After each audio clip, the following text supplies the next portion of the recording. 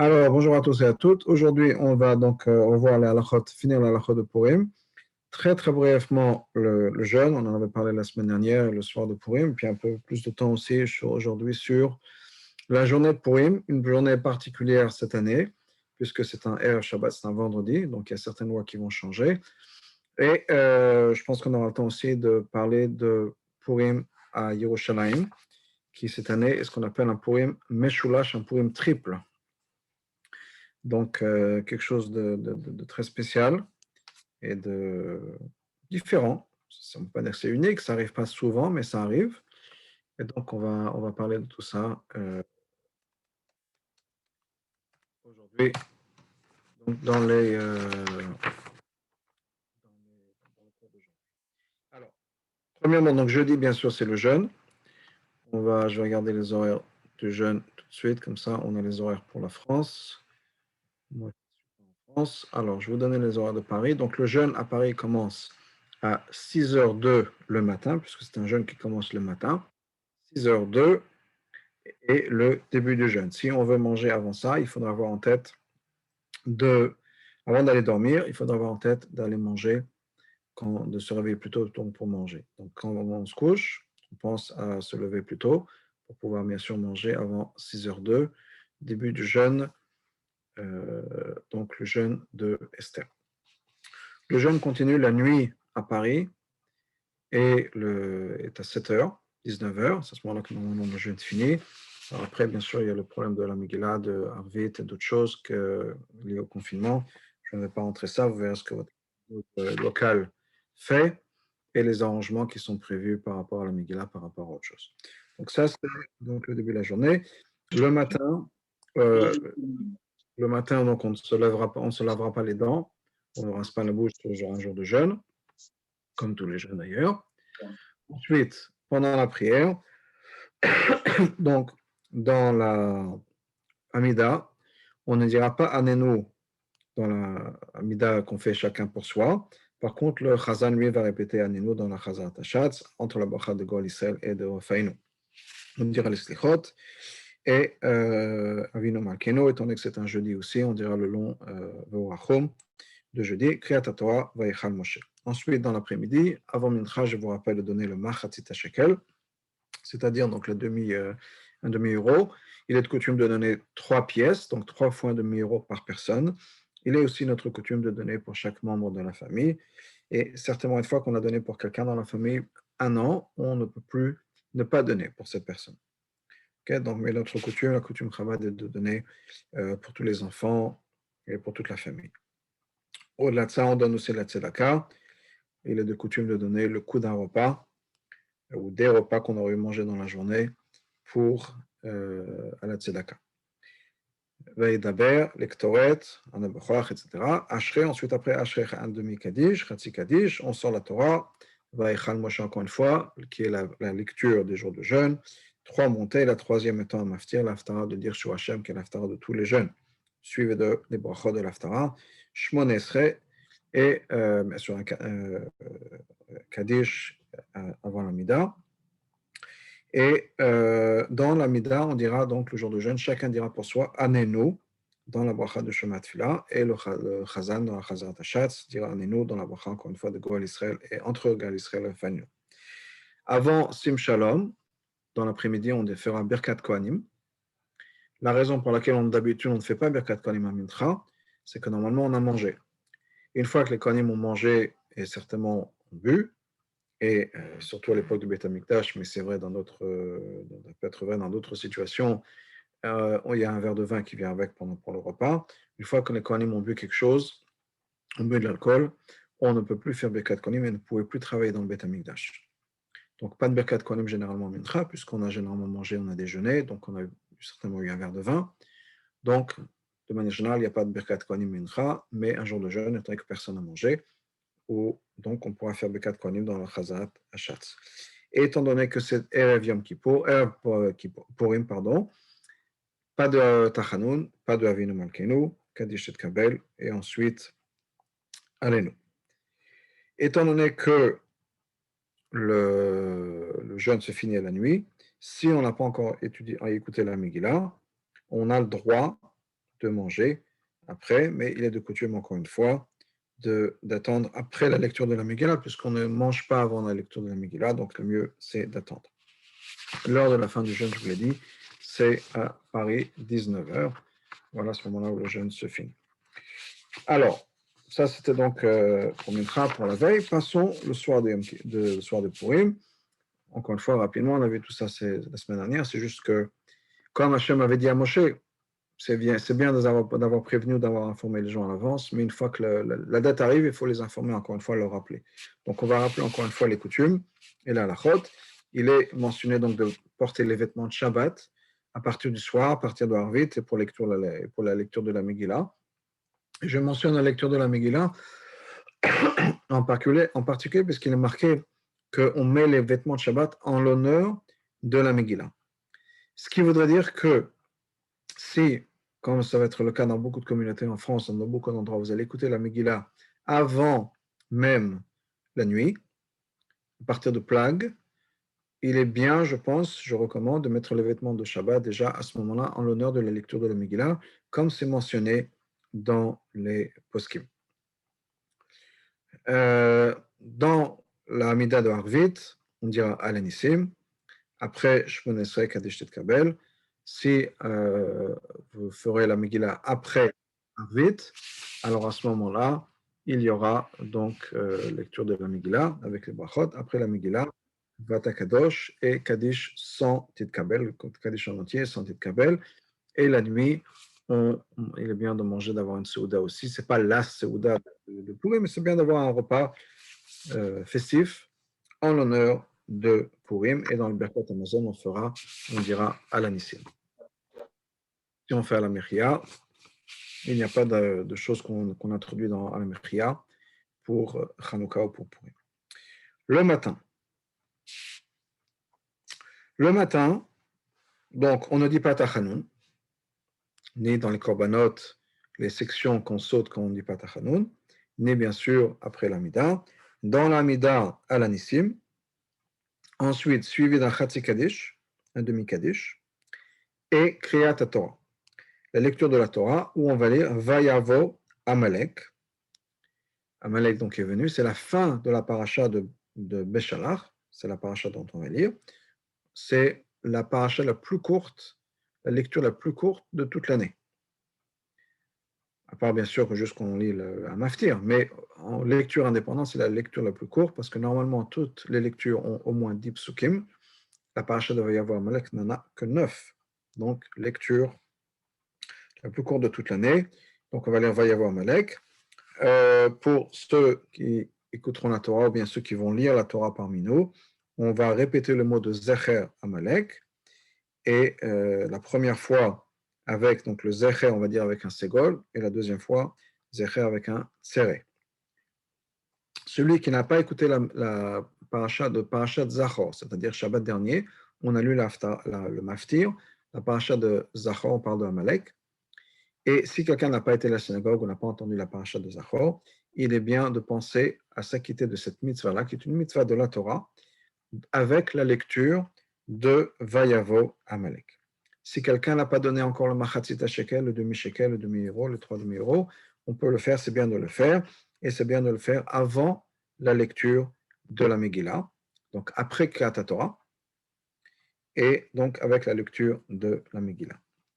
Il est la coutume Chabad, ce n'est pas une coutume universelle, il y a d'autres coutumes, et que le Sefer Torah reste à l'extérieur pendant la lecture de la Megillah.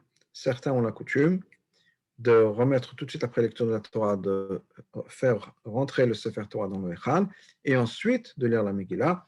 La coutume Chabad est de lire la Megillah alors que le Sefer Torah est dehors.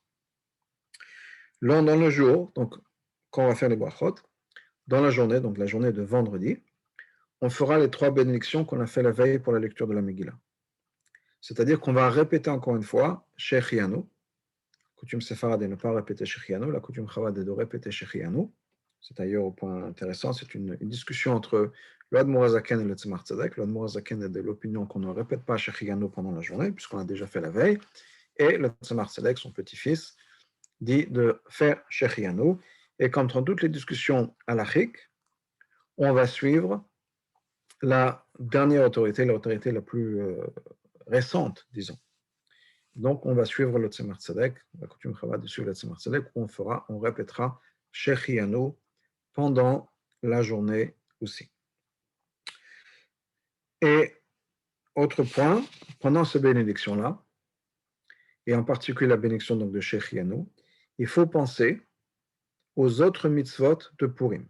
Il y a 4 mitzvot le jour de Purim, qui d'ailleurs commencent toutes avec la lettre Mem. Il y a Megillah, ou bien Mikra Megillah, la lecture de la Megillah, mais il y a aussi Mishloach Manot, envoyer donc ces dons de nourriture, Matanot Levionim, les dons aux pauvres, et Mishte, le repas. Et quand on va faire le Shechianu, il est bien d'avoir en tête, il est important d'avoir en tête, c'est pas juste bien, c'est important. Au point, le Rabbi dit que si quelqu'un n'a pas écouté la Megillah, donc ils n'ont pas fait les bénédictions Shechianu, il faudrait certainement faire Shechianu pendant le repas. Donc, il est important que quand on écoute les bénédictions de la Megillah et Shechianu, on pense que le Shechianu soit aussi pour les autres 3 mitzvot de Purim. Donc, encore une fois, le Shechianu est fait sur la Megillah, mais il y a encore d'autres mitzvot, Mishloach Manot, Matanot Levionim et Megillah, et Mishte, et on veut que le Shechianu couvre ces autres mitzvot aussi. Une fois qu'on a fini la lecture de la Megillah, il y a bien sûr les bénédictions qui vont venir après la lecture de la Megillah, suivies de Ashrei, Uva Letzion, le Kaddish Titkabel, Yahallu, c'est-à-dire qu'on ramène le Sefer Torah à l'intérieur du Echal, et on continue la Tfila comme tous les jours, sans Tachanon. Je voudrais mentionner aussi qu'il est notre coutume d'écouter la Megillah avec les Tefillin et avec les Tefillin de Rashi, pour ceux qui me portent Rashi et ensuite Rabbeinu Tam. Donc la coutume est d'écouter la Megillah avec les Tefillin de Rashi. Ensuite, donc ça c'est pour la lecture de la Megillah. Il est important d'écouter tous les mots de la Megillah et tous les mots de la Megillah dans l'ordre. Donc puisqu'on est déjà sur la Megillah, on va parler un peu de ça, des lois qui sont reliées à la lecture de la Megillah. Donc, comme on l'a dit, 2 choses importantes, qui est d'écouter la Megillah et d'écouter la Megillah dans l'ordre. C'est-à-dire que même si on rentre dans la lecture de la Megillah et qu'on a, pour une raison ou autre, on a raté ne serait-ce que le premier pasouk, on ne peut pas écouter toute la Megillah et ensuite on rattrape le premier pasouk avec le mien d'après, la lecture d'après. Ça ne marche pas. Il faut écouter toute la Megillah et dans l'ordre. Qui est obligé d'écouter la Megillah?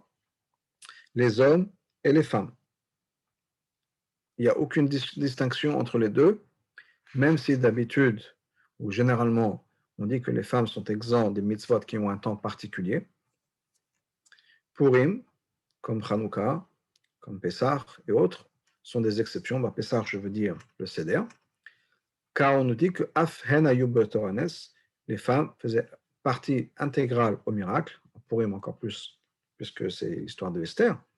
Et donc, les femmes ont exactement la même obligation que les hommes d'écouter la lecture de la Megillah. Donc, il n'y a pas d'exception qui est faite pour les femmes. Elles ont la même obligation d'écouter la Megillah, soit à la maison, soit de trouver un minyan pour pouvoir écouter donc une lecture, pour pouvoir écouter la lecture de la Megillah. Et les enfants sont aussi obligés d'écouter la Megillah. Et donc, si on peut, bien sûr, on ne veut pas déranger le minyan ou la synagogue, mais c'est bien que les enfants, même à partir d'un bas âge, puissent venir écouter la Megillah. La Megillah, le soir, donc jeudi soir cette année, ça va être un peu compliqué. Normalement, on est censé attendre la fin de la nuit. Enfin, pas la fin de la nuit, pardon, la nuit. Cette année, bien sûr, ça va être un peu compliqué à cause du confinement et du couvre-feu. Mais donc ça, c'est à voir en fonction de ce qu'on vous propose chez vous. Puisqu'on peut lire la Megillah s'il faut à partir de ce qu'on appelle Plag Mincha. Donc un peu l'heure à partir de laquelle on peut déjà accepter Shabbat, c'est l'heure à laquelle on peut déjà écouter la Megillah. C'est possible, encore une fois, cette année c'est un peu différent, c'est possible, c'est bien d'écouter la Megillah avec un minyan, et plus de gens, ça c'est de manière générale, plus il y a de monde, mieux c'est. Encore une fois, cette année c'est différent avec les règles de distance sociale, etc. Tout ça c'est différent, mais c'est la règle générale. Il est de coutume, quand on lit la Megillah, d'ouvrir la Megillah et de la plier car c'est être considéré comme une Y, comme une lettre, quand on l'ouvre, même si on lit à partir du haut vers le bas, mais on ouvre toute la lettre à la fois. Donc la même chose au niveau de la Megillah, on ouvre toute la lettre, toute la Megillah, et on lit de ça. La coutume Chabad est de plier la Megillah en trois volets. Mais donc l'idée, c'est donc ce qui est mentionné dans le Shulchan Aruch, dans le Poskim, d'ouvrir la Megillah comme une lettre. Et ceux qui ont une Megillah qui écoutent aussi, d'ouvrir la Megillah, donc ce n'est pas juste le Baal Koré, mais d'ouvrir que toute la Megillah soit déjà ouverte à l'avance. Et comme je disais, c'est bien de pouvoir la plier en trois sections. Les Ba'achot, on ne répondra pas Ba'uch Ba'uch Shemo, uniquement Amen, puisque de dire Ba'uch Ba'uch Shemo serait une interruption. Donc, pas de Ba'uch Ba'uch Shemo quand on écoute et on entend les bénédictions de la Megillah. Entre la bénédiction et le début de la Megillah, c'est-à-dire on a fini les bénédictions, ou bien au moment des bénédictions, avant de dire Vayhi b'machashvash, Vayhi. Avant la lecture, on n'a pas le droit de s'interrompre. Aucune interruption possible. Et si la personne a parlé, il faudra refaire les bénédictions. Okay? Maintenant, même après, pendant la lecture de la Megillah, on a deux problèmes. D'abord, donc on est censé entendre chaque mot. Donc si on parle pendant la lecture de la Megillah, ça crée un problème à ce niveau-là de l'écoute. Mais de l'autre côté, et aussi, c'est important de ne pas interrompre avec la bénédiction. Donc, je reviens à ce que je disais.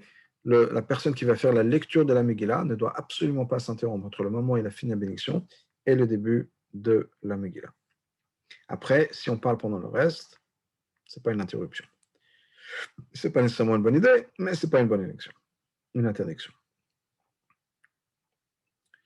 Donc, il faut écouter, comme je disais tout à l'heure, chaque mot. Si il nous manque un mot, on n'est pas yotze. Donc, c'est bien de pouvoir suivre avec une Megillah qui est cachère, si possible.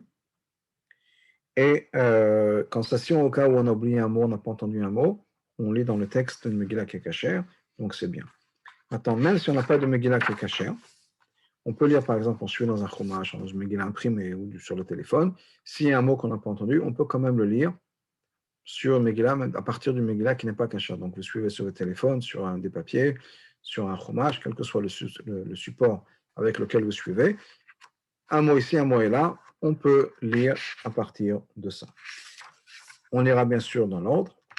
Donc, c'est important que même si on a besoin de récupérer des mots, de pouvoir récupérer dans l'ordre. Donc, ce n'est pas juste le mot, et après je saute au passouk d'après.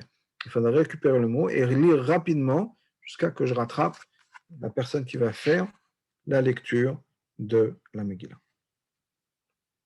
Okay? Si on suit à partir de quelque chose d'imprimé, pas une Megillah qui est cachère, encore une fois, un téléphone, ou bien un chumash, ou bien des papiers imprimés, une Megillah imprimée, etc., on écoutera sans lire, ou bien on peut lire avec les yeux, mais sans prononcer les mots de la Megillah. Si on a une Megillah cachée, on peut prononcer les mots de la Megillah à voix basse pour qu'on puisse bien entendre la personne qui lit la Megillah, mais sinon, on ne dira pas la Megillah. Si on lit de quelque chose qui n'est pas une Megillah cachère, on ne lira pas toute la Megillah à la fois. Mais il y a 4 versets que toute la communauté va dire ensemble à voix haute. Les psukim sont... Pardon. Et quand on va lire, les psukim, le Chazan Baal Koré va attendre et ensuite répéter ces 4 psukim à voix pour que tout le monde puisse les avoir entendus d'une Megillah qui est cachée. Les 4 psukim sont les suivants. Ish Yehudi Haya B'Shoshan Abira, l'introduction qu'on fait de Mordechai. Ensuite, on dit au Mordechai Yatsa, un peu plus tard, que Mordechai est sorti de devant le roi. La Yudim Aïtaora, que c'était donc après le décret donc il y a eu la lumière pour les Juifs, etc. Et qui Mordechai dit ensuite le dernier pasuk, que Mordechai était donc le Mishnah Nabelech, et tout le monde le respectait, et il était accepté par la majorité du Sanhedrin. Et ensuite, encore une fois, la personne qui lit la Megillah va répéter ces 4 psukim. Okay? La Megillah, il faut bien sûr lire comme il faut, les textes. Si on ne connaît pas les sons à faire les tamim, c'est aussi kasher. Il faut juste lire les mots bien comme il faut. Et bien comme il faut, c'est surtout important qu'il n'y ait pas de changement dans le sens de l'histoire, dans le sens du mot. Par exemple, un des exemples qui est mentionné, c'est le mot Mordechai Yoshev. Mordechai est assis. Et étant donné qu'il n'y a pas de ponctuation dans la Megillah, on peut dire Mordechai Yashav, Mordechai s'est assis au passé, alors que c'est un présent. Donc c'est les mêmes lettres, mais c'est des voyelles différentes qui auraient un sens différent. Est-ce que c'est au présent ou est-ce que c'est au passé? Ou bien, Haman Nofel, Haman est tombé sur le lit de Esther, au présent, tombe, ou bien Haman Nafal, Haman au passé, tomba sur le lit. Là, ça change le sens. Mais, et dans ce cas-là, si on a changé le sens, on n'est pas yotze, on n'est pas quitte de lecture de la Megillah.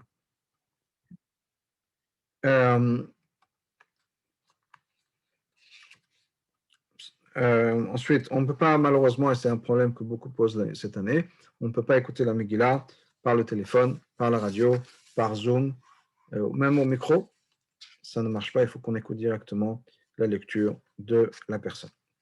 Comme vous le savez, il est de coutume pendant la lecture de la Megillah qu'à chaque fois qu'on dit Aman avec un adjectif, Aman le Hagagi, Aman le méchant, etc., on frappe et on fait donc du bruit, etc., pour le Aman.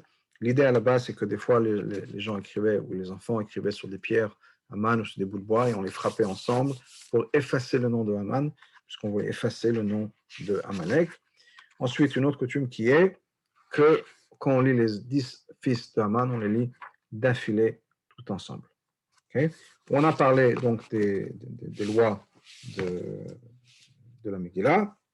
S'il y a des questions sur la lecture, des cas particuliers, vous posez la question, bien dans le chat, dans la conversation, vous me direz. Ensuite, Purim, je reviens donc aux lois de Purim. Purim, il est de coutume de ne pas travailler. Et si quelqu'un travaille, on dit que on ne voit pas de bénédiction dans ce travail. Alors bien sûr, il y a des exceptions, on ne va pas être renvoyé, ce n'est pas comme Shabbat, pas de raison de perdre son emploi à cause de ça pour le jour de Purim. Il y a des gens bien sûr qui ont des travaux qui sont nécessaires pour le jour même de Purim, des gens qui ont des épiceries cachères ou d'autres choses comme ça, où c'est important pour la communauté, donc il n'y a pas de souci. Mais donc, de manière générale, s'il est possible d'éviter de travailler Purim, c'est certainement quelque chose de bien. Les mitzvahs de la journée, on les a mentionnés, après la Megillah, et après la Megillah, puisque ça vient après donc la lecture de la Megillah, plus les bénédictions de Shechianu. Donc à ce moment-là, on donnera le Mashloach Manot, Matanot Levianim, et le Mishté. Et donc, comme je disais, ça va venir après la lecture de la Megillah. Donc c'est mieux de ne pas donner, ou il faut ne pas donner Mishloach Manot, Matanot Levianim, avant la lecture de la Megillah. Mincha, le jour de Purim. Je vous rappelle que Mincha, c'est Erev Shabbat. Donc, comme Erev Shabbat, on va dire les choses qui sont avant Mincha, c'est-à-dire Hodou, Patach Eliyahu, Yedid Nefesh, et ensuite, on fera Korbanot, Mincha avec Alanissim et Alenu. Ça, c'est pour Mincha. On a la mitzvah de Seuda. Avant la mitzvah de Seuda, revenons aux autres mitzvot, qui sont Mishloach Manot et Matanot Le'Evyanim. Matanot Le'Evyanim, c'est 2 pièces en tout à 2 personnes. Donc on donnera une pièce de tzedaka à un pauvre et une autre pièce de tzedaka à un autre pauvre. Il est bien de donner beaucoup de tzedaka le jour de Purim. Il est bien de ne pas regarder qui demande le jour de Purim. L'expression dans la Gemara est Kol pochet yad, not nimlotu, celui qui tend la main, on lui donne. Donc même si toute l'année, on peut, et d'ailleurs on est censé vérifier que la tzedaka qu'on va donner part à une vraie cause, on n'est pas nécessairement obligé de donner tout à n'importe quelle personne qui vient nous demander. Le jour de Purim, on ne regarde pas et donc on donne aux gens qui nous demandent. Pas nécessairement une grosse somme, ça dépend bien sûr du budget de chacun, mais on donnera la tzedaka le jour de Purim, au moins donc ces 2 pièces, et sans trop regarder. En ce qui concerne Mishloach Manot, Mishloach Manot, c'est de nourriture à une personne. La coutume est de donner que les hommes donnent aux hommes, les femmes aux femmes. Bien sûr, les enfants aussi donnent, chacun en fonction d'un garçon, fille, fille. Et il est bien, étant donné que c'est marqué Mishloach, d'envoyer, il est bien de faire en sorte que le Mishloach Manot soit livré ou délivré par quelqu'un d'autre. C'est-à-dire qu'on va venir chez quelqu'un et on demandera, par exemple, on va avec un de ses enfants livrer les Mishloach Manot, papa demandera à son fils de donner Mishloach Manot à la personne en face. Comme ça va passer par une tierce personne. Puisque c'est marqué Mishloach, donc il faut envoyer. Donc on envoie ça avec un messager, si on peut dire. Et il faut que ce soit donc de nourriture. Ça peut être une nourriture, une boisson. Mais qui doit être consommable tel quel. C'est-à-dire que s'il y a quelque chose, si c'est du poisson, de la viande, il faut que ce soit déjà cuit, ou bien si c'est du sushi, mangeable tel quel. On n'envoie pas un poulet cru ou de la viande crue, à moins que c'est quelqu'un qui mange des steaks tartare, mais sinon, normalement, il faut que ce soit cuit. On ne peut pas envoyer des ingrédients, la farine et des œufs et de l'huile, ça ne compte pas pour les Mishloach Manot. Il faut que ce soit déjà quelque chose qui soit prêt à consommer tel quel, même s'il faut le réchauffer, ça va. Mais encore une fois, prêt à consommer tel quel. Ça peut être une boisson et quelque chose, ça peut être la même bénédiction. Pourquoi on a la coutume de donner des bénédictions différentes, c'est-à-dire quelque chose qui va être mésonote, quelque chose qui va être, je ne sais pas, Adama ou Sheakol, ce n'est pas obligatoire. Donc, ça peut être la même mission, ça peut être la viande qui est Sheakol, et avec une bière ou une boisson, qui sont tous les deux Sheakol, il n'y a pas de problème à ce niveau-là. Ou ça peut être de fruits, de haetz ou d'autres choses, deux choses qui sont donc consommables telles quelles. Bien sûr, beaucoup font la coutume de donner beaucoup plus, mais ce n'est pas une obligation à ce niveau-là. Et si on dépense de l'argent, il est dit qu'il est mieux de dépenser de l'argent sur Matanot Levianim, sur les cadeaux aux pauvres, plutôt que de dépenser beaucoup d'argent sur les Mishloach Manot. Il nous reste la grande mitzvah de Purim, qui est la Seudat Purim. Seudat Purim cette année, étant donné que c'est un vendredi et un Shabbat, ça a quelques complications ou quelques lois qui sont un peu différentes. Et on va rentrer dans les détails. L'idéal, c'est de faire la Seuda avant Chatzot, avant le milieu de la journée. Le milieu de la journée à Paris, c'est 13h04. Donc, l'idéal, ce serait de faire la Seuda à partir ou avant 13h04. Okay? Ça, c'est le mieux. Si ça n'est pas possible, on peut attendre encore un peu jusqu'à la 10e heure, c'est-à-dire 9h. Ça va nous amener à peu près à, disons, 3 heures après. Ça va nous donner, on est à peu près vers 1h, vers 4 heures à peu près. Okay?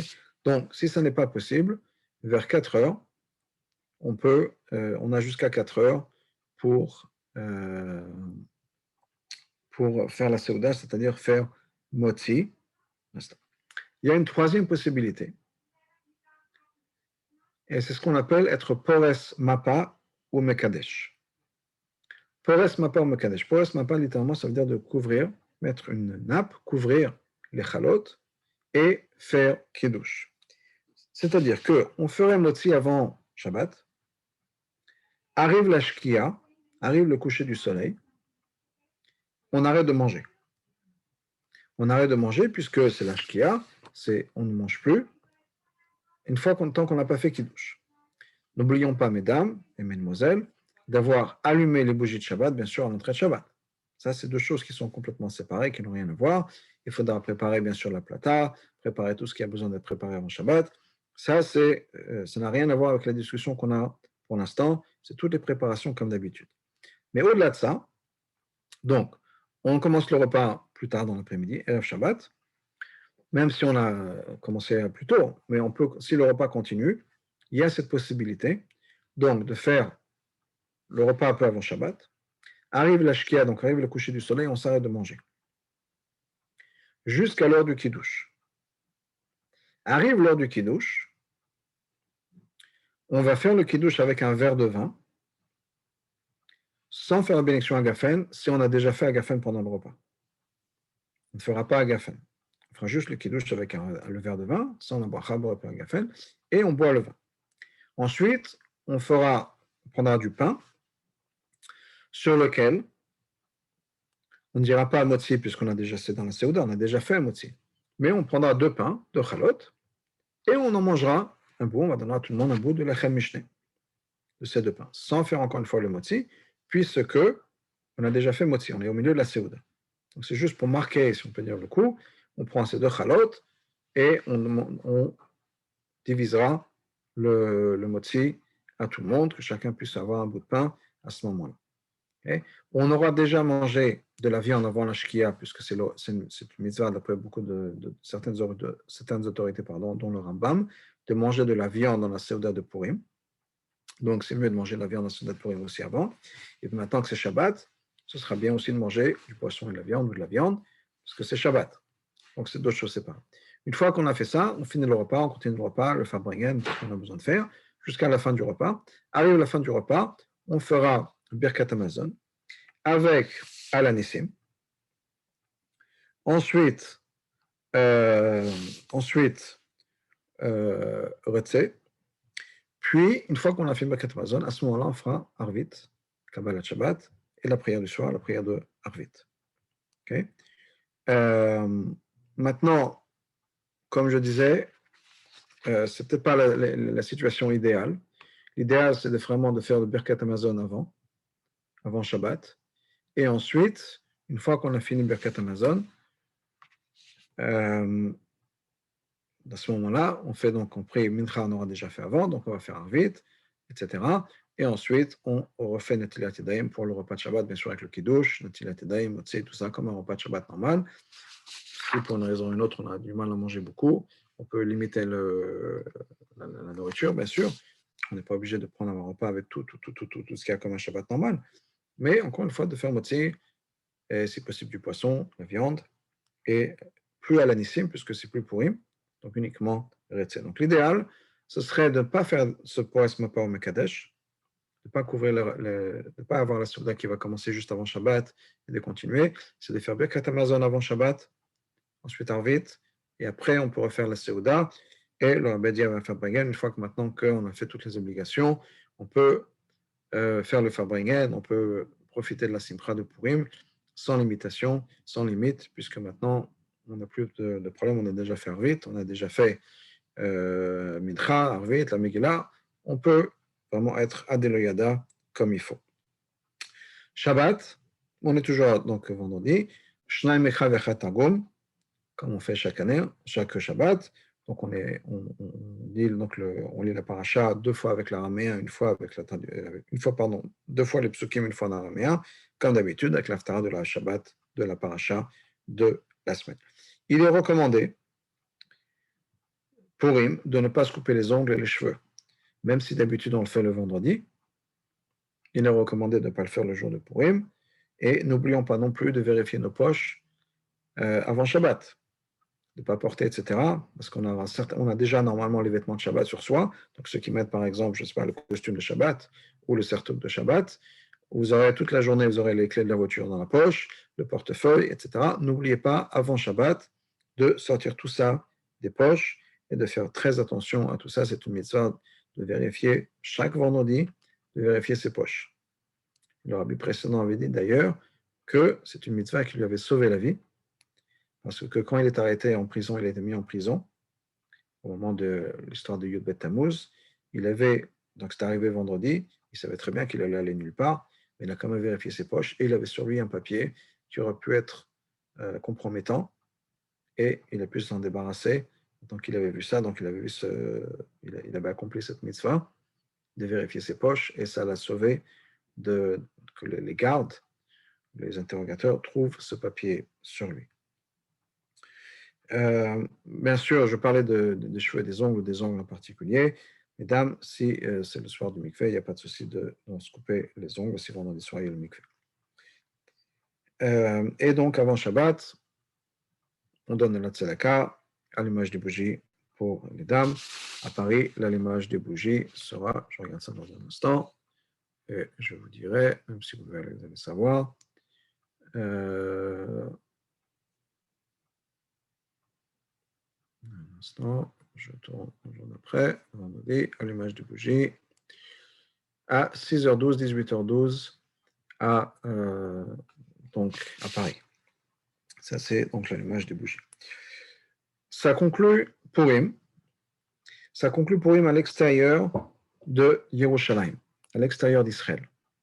Mais étant donné qu'on a le temps, je voudrais quand même parler de quelque chose de particulier. Donc cette année, quand je vous l'ai dit au départ, c'était Purim HaMeshulash, le triple Purim. Puisque à Jérusalem, Purim va être maintenant réparti sur 3 jours. Et c'est intéressant à savoir. Et au-delà du fait que c'est intéressant à savoir, c'est aussi une mitzvah pour nous de nous réjouir pendant les jours qui seront Purim en Israël, du côté de Havat Israël et d'Ardut Israël, d'unité entre le peuple juif. On va aussi célébrer, marquer le coup pour nous. Alors, qu'est-ce qui se passe à Jérusalem? On sait que d'habitude, Jérusalem, Purim, c'est le lendemain du Purim, je veux dire normal. Donc, si Purim normal, c'est vendredi, le Purim à Jérusalem, à Yerushalayim, Shushan Purim, c'est Shabbat. Maintenant, il y a un principe dans l'Halakha qui nous dit qu'on ne lit pas la Megillah Shabbat. De la même manière qu'on ne sonnera pas le shofar Shabbat, ou bien qu'on ne prendra pas le loulav Shabbat, on ne lit pas la Megillah Shabbat. Donc, qu'est-ce qui va se passer? Comment est-ce que ça se passe à Yerushalayim sans la lecture de la Megillah Shabbat, alors que normalement c'est le jour de la Megillah? Alors pour eux, ils vont faire la chose suivante. Vendredi, on ne dit pas Tachanun. Ils ne vont pas dire à l'Anissim, vendredi, parce que pour eux, ce n'est pas Purim. Mais ils vont lire la Megillah, sans lecture de la Torah. C'est-à-dire que vendredi, étant donné que ce n'est pas Purim, il n'y a pas la lecture de la Megillah de Purim ce jour-là. Ce sera fait le jour de Shabbat. Donc, jour sans Tachanun, sans l'Anissim. Après Shmon Esrei Chatzi Kaddish, pas de lecture de la Megillah, mais tout de suite, pas lecture de la Torah, mais tout de suite lecture de la Megillah. Machatzit Shekel pour ceux qui n'ont pas donné, etc. Et Shechianu avec les 3 brachot, Shechianu inclus, et ils auront en tête de faire aussi les autres mitzvot de Purim par ce Shechianu-là. Le jour de la lecture de la Megillah, on donne les matanot levionim, les dons aux pauvres. Les dons aux pauvres sont liés à la lecture de la Megillah. Okay? Il y en a qui veulent être stricts, ils sont mahmir, et qui font aussi un petit peu de Seuda et Mishloach Manot ce jour-là. Encore une fois, minimum Mishloach Manot, c'est quoi? C'est donner 2 nourritures à quelqu'un. La Gemara nous dit d'ailleurs que Mishloach Manot, ça peut être même 2 personnes qui vont s'échanger leur assiette. Donc, ça peut être à la maison, ça peut être 2 garçons à la maison qui s'échangent leur assiette. Ils ont fait Mishloach Manot. Donc, ce n'est pas quelque chose d'extraordinaire. On n'a pas besoin de prévoir des corbeilles à 100 euros. Ça peut être aussi simple que ça, aussi simple que de prendre une boisson, une canette et un gâteau ou un morceau de poisson et d'échanger ça avec quelqu'un d'autre à la maison, et on a fait Mishloach Manot. Donc, ça c'est pour donc, la Megillah. Donc, ce qui est important de faire à Yerushalayim, c'est la Megillah le vendredi, et ensemble avec la Megillah vient Matanot Levionim, les dons pour les pauvres. La Gemara nous explique pourquoi. C'est parce que les pauvres savent quand est-ce qu'ils vont recevoir l'argent, le jour de la lecture de la Megillah. Donc, dans la tête, c'est associé, et donc on ne peut pas les décevoir. Et donc, on va donner aussi cet argent, la tzedaka, le jour de la lecture de la Megillah, donc le vendredi. Shabbat, donc avant Shabbat, Shnai Mikra Vechat Agum, c'est un Shabbat normal. Et l'Haftara sera l'Haftara de Shabbat Zachor, qui est l'Haftara de Purim ce jour-là. C'est-à-dire qu'ils vont lire 2 fois de suite la même Haftara. L'Haftara que tout le monde a lu la semaine dernière, Shabbat dernier, qui parle de l'histoire de Shaoul et de Hagag, ils vont la relire Shabbat. Ce sera l'Haftara à lire Shabbat. Et Shnai Mecha Vechat Agum sera aussi les 2 Haftarot, l'Haftara de Shabbat normal, puisque notre coutume est de faire toutes les Haftarot qui sont liées au Shabbat. Par exemple, Shabbat dernier, il y avait 2 Haftarot. Dans Shnai Mecha Vechat Agum, l'Haftara de la paracha de la semaine et l'Haftara de Shabbat Zachor. Comme bien sûr, c'est Erev Shabbat, il faudra qu'ils vérifient leur poche. Mincha, comme on avait dit, Odo Patach Al Yehud Nefesh, etc. Mais ils vont dire Shmon Esrei à Yerushalayim sans Alanissim. Okay? Ensuite, vendredi soir, à Yerushalayim, Kabbalat Shabbat, okay? Le Chonen Ranena, etc. Et nous, on dira Berina Uvtsaala, comme un Shabbat normal. À Yerushalayim, étant donné que c'est un jour de fête, ils vont changer, on va dire Besimcha ou Uvtsaala dans le Chadodi. Et ensuite, dans Shmon Esrei, et dans Birkat Amazon, dans tous les Shemon Esrei et dans Moussaf, à l'Anissim. Okay? Nous, dans nos Sidorim, généralement, Al-Anissim n'est pas imprimé, en tout cas dans le Sidor Tehilat Hashem usuel. Il y a peut-être certaines éditions où ça a changé, mais normalement, Al-Anissim, dans le prière de Shabbat, vous n'allez pas trouver Al-Anissim de Purim. Vous allez trouver Al-Anissim de Hanouka. Parce qu'il y a toujours un Shabbat dans Hanouka. Des fois deux. Mais Purim à l'extérieur de Jérusalem ne tombe jamais un Shabbat. Donc dans les Tehilat Hashem, il n'y a pas d'Al-Anissim pour le Purim. Il faudra chercher dans la prière normale. Mais il faudra dire donc Al-Anissim dans Birkat Amazon et dans Shmoneh Esrei. Okay? Ensuite, Shacharit, à Yerushalayim, toujours, je parle toujours de Jérusalem, deux Sefer Torah, Sefer Torah de la paracha normale, plus le Sefer Torah qui va être la lecture de Purim, qui sera le deuxième Sefer Torah, ce sera le Maftir, Vayavo Amalek. Et l'Aftara qui est la même Aftara que Shabbat Zachor. Pakadeti, l'histoire de Shaoul et de Agag. Shabbat, encore une fois, je continue avec Yerushalayim.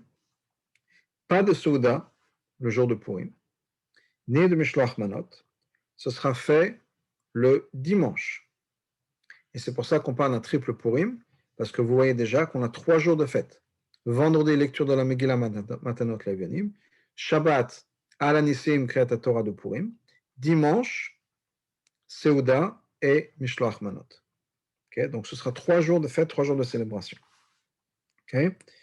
Bien sûr, il y en a qui, le jour de Purim, le jour même de Purim, c'est-à-dire Shabbat, à Yerushalayim, vont donner Mishloach Manot. Et bien sûr, on fera une Seuda de toute façon, puisque c'est Shabbat. Donc de toute façon, on mange quelque chose, on fait une Netilat Yadayim, etc. Et on rajoute quelque chose de particulier pour Purim. Ça peut être Oznei Haman ou autre qu'on aura rajouté. Et donc, ce sera donc le jour de Purim. Et encore une fois, je parle en particulier à Jérusalem. Okay. Ensuite, dimanche, qu'est-ce qui se passe? Dimanche, c'est le jour de la Seuda.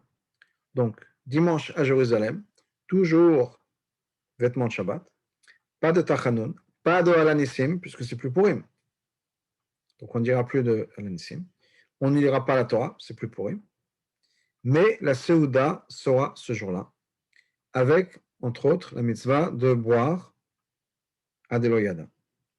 Et c'est ce jour-là, dimanche, à Jérusalem, on va se déguiser, et ce jour-là où il y aura le Mishloach Manot. Okay.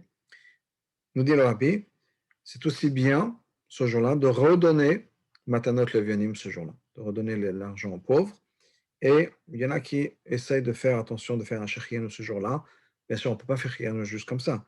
Donc, en ayant un nouveau fruit, et on aura en tête de faire Shechianu, que le seul Shechianu qu'on va faire sur son nouveau fruit va aussi inclure la mitzvah de ce jour, qui est donc la mitzvah de la Seuda. Okay. C'est donc quelque chose que le Rabbi nous a dit de faire. Il y a d'autres villes qui sont intéressantes, qui sont les villes où sont un safek, si on peut dire un jour de doute. C'est-à-dire qu'il y a certaines villes en Israël où ils lisent normalement la Megillah les 2 jours. Le jour de Purim qui est tout le monde et le jour de Shushan Purim aussi. Alors, ce qu'ils vont faire cette année, c'est que vendredi, il y aura bien sûr la Megillah, il y aura bien sûr la lecture de la Torah, de Purim, vendredi, et ils vont faire donc toutes les mitzvahs du jour. Shabbat, il n'y aura pas rien de particulier, mais ils vont faire la Seuda aussi, donc le dimanche, ce sera bien aussi de faire une Seuda le dimanche, avec les Mishloach Manot, et si possible, Matanot Levionim, donc ça pour le dimanche. Pour nous, le dimanche, je vais dire que c'est une journée normale, mais presque, dans le sens où on dira le Tachanun, pas de l'Anissim. Si on s'est trompé qu'on a dit à l'Anissim, il faudra refaire le Shemon Esrei. Okay. Mais pour unité avec Jérusalem, et donc on va aussi rajouter un peu dans la joie, dans l'étude de la Torah. Et même si on peut, envoyer Mishloach Manot, Matanot Levianim, c'est toujours une bonne chose de faire. Encore une fois, ça n'a pas besoin d'être compliqué, mais c'est toujours une bonne chose dimanche aussi de faire ça, de donner plus de tzedaka, qui va être Matanot Levianim, et même Mishloach Manot, de donner la nourriture à quelqu'un qui pas qui a besoin de donner, donc on échange une boisson et une nourriture ou quelque chose avec quelqu'un d'autre. Voilà, s'il y a des questions, on prend les questions. Et entre-temps, juste un petit mot du Chidush Harim, du premier rabbi de Go, qui nous dit la chose suivante. Il a dit, non, Purim, on sait de Chazal, c'est un jour de joie particulier. C'est un jour de joie tellement particulier que même à l'époque de Mashiach, on va célébrer encore une fois Purim. On célébrera Purim encore même à l'époque de Mashiach. Mais, pour l'instant, Purim, ce n'est pas encore un jour de joie, un jour de Yom Tov à 100%. Pourquoi? Parce que c'est un jour, au bout du compte, on a le droit de travailler. On peut prendre le téléphone, on peut prendre la voiture. Ce n'est pas comme un Yom Tov ou comme un Shabbat. Donc, ce n'est pas la même chose. Cette année, Purim, à Jérusalem étant Shabbat, c'est le vrai Purim. Et c'est le vrai Purim d'ailleurs comme Mordechai l'a voulu, parce qu'à l'origine, on nous dit que quand Mordechai a voulu ou a institué Purim, Mordechai et Esther, Mordechai voulait que ce soit un jour de Yom Tov, comme tous les Yom Tovim. Pas de travail, pas de téléphone, comme un Yom Tov. Mais on dit que le peuple juif ne l'a pas accepté, c'était trop de contraintes, on n'a pas accepté ça. Mais un jour, une année pareille comme la nôtre, c'est un petit peu d'un Purim de Mashiach.